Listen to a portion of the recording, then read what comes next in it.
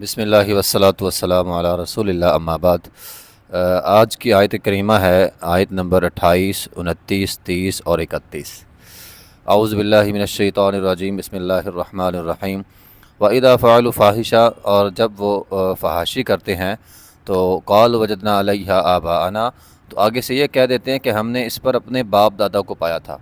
واللہ امرنا بها، اور ساتھ یہ بھی کہتے تھے کہ اللہ نے ہمیں اس چیز کا حکم دیا ہے۔ قل اے پیغمبر آپ ان کو کہہ دیں کہ ان اللہ لا یأمر بالفحشاء، اللہ تو فحاشی کا حکم نہیں دیتا۔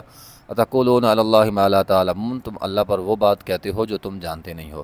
تو یہ اکثر ہوتا ہے، ایک تو وہ لوگ جو گناہوں کے دلدل میں پھنسے ہوئے ہوں، ٹھیک ہے، اوپر سے لے کر نیچے تک گناہ گناہ گناہ کر کے پھر وہ گناہ ان کی رگ رگ میں جب بس جاتا ہے تو پھر وہ ایسی باتیں کرتے ہیں۔ اگر آپ اسے کہہ دیں کہ کوئی بھی چور ہے، اگر چوری اس کے رگ رگ میں بس چکی ہے تو وہ چوری نہیں چھوڑے گا، وہ حجت بازی کرے گا، اور حجت بازی کے لیے دلیل یہ ہوتی ہے کہ ہمارے باپ دادا یہ کام کرتے رہے۔ اگر کوئی مشرک آدمی ہے وہ شرک کرتا ہے تو اسے آپ کہیں نہ کرو تو وہ کہے گا میرے باپ دادا نے یہ کام کیا ہے، ٹھیک ہے۔ تو اسی طرح انہوں نے ایک تو کہا کہ ہم نے باپ دادا کو پایا کہ وہ بھی اسی طرح بے حیائی کے کام جو ہے وہ کرتے تھے، چونکہ وہ کرتے تھے تو ہم بھی کرتے ہیں، ٹھیک ہے نا۔ اسی کو تقلید شخصی کہتے ہیں نا، کہ اگر کوئی ایک آدمی نے برا فعل کیا ہے تو چونکہ اس نے کیا تو میں نے بھی کرنا ہے، تو وہ اپنے آبا و اجداد کی تقلید کرتے تھے۔ اور دوسرا ظلم یہ تھا کہ انہوں نے کہا اللہ نے ہمیں اس کا حکم دیا، یعنی بعض لوگ گناہ کی اس حد تک گر جاتے ہیں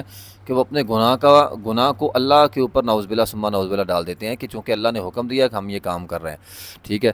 تو اللہ تو ایسا قل ان اللہ لا یأمر بالفحشاء، اللہ تو فحاشی کا حکم نہیں دیتا، بلکہ اللہ تو حیا ہے، ٹھیک ہے، اللہ با حیا ہے اور اللہ تعالیٰ حیا کو پسند کرتے ہیں، تو اللہ نے اس چیز کا حکم نہیں دیا۔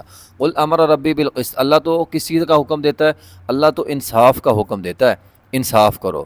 واقیموا وجوہکم عند کل مسجد، ٹھیک ہے نا، اپنے چہرے سیدھے کر لو جب بھی مسجد میں آنا ہے، قبلہ رخ ہو کر جو ہے وہ ودعوہ مخلصین لہ الدین، اس کے دین کو خالص کرتے ہوئے اس کی عبادت کرو۔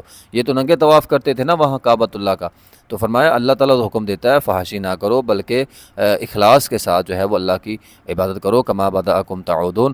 تو اللہ نے جس طرح تمہیں پیدا کیا ہے تم کو، تعودون، اسی طرح وہ تمہیں لٹائے گا۔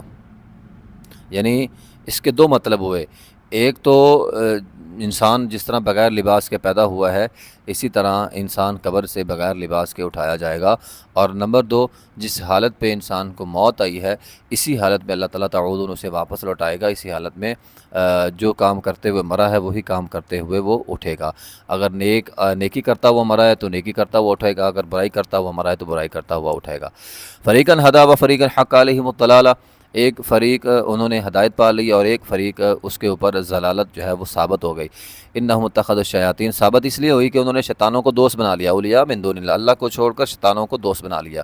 ویحسبون انہم مہتدون، اور وہ گمان کرتے ہیں کہ وہ ہدایت پر ہیں۔ یہ سب سے بڑا مسئلہ ہے، لوگوں کا مسئلہ یہ ہوتا ہے کہ ایک تو لوگ برائی کرتے ہیں اور دوسرا وہ یہ سمجھتے ہیں کہ ہم ہدایت پر ہیں۔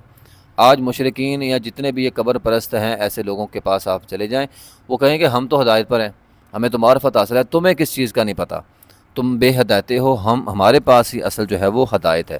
تو برے اعمال شیطان نے ان کے لیے اچھے بنا کر پیش کر دیا اور وہ یہ کام جو ہے وہ کر رہے ہیں۔ یا بنی آدم خذوا زینتکم، اے بنی آدم زینت کو اختیار کرو، عند کل مسجد، جب بھی نماز کا وقت ہو جائے مسجد میں آؤ تو زینت اختیار کر کے آؤ۔ تو یہ بڑی اہم بات ہے، انسان جب مسجد میں آئے تو صاف ستھرا ہو کر آئے۔ بعض لوگوں کو دیکھا ہوتا ہے، خاص طور پر یہ گرمی کا موسم ہے تو جس لباس میں وہ رات کو سوتے ہیں، ہلکا لباس جو ہے وہ آدھا لباس پہنا ہوا ہے، ٹھیک ہے، تو بعض اوقات اسی لباس کے اندر جو ہے وہ مسجد میں آ جاتے ہیں، تو یہ طریقہ درست نہیں ہے۔ تو جب مسجد میں آنا ہے پورا لباس پہن کے آنا ہے، ٹھیک ہے، اور اچھا لباس ہو، صاف ستھرا لباس ہو۔ تو وَكُلُوا وَاشْرَبُوا وَلَا تُسْرِفُوا، کھاؤ پیو اور اسراف نہ کرو، إِنَّهُ لَا يُحِبُّ الْمُسْرِفِينَ، اللہ حد سے بڑھنے والوں کو پسند نہیں کرتا۔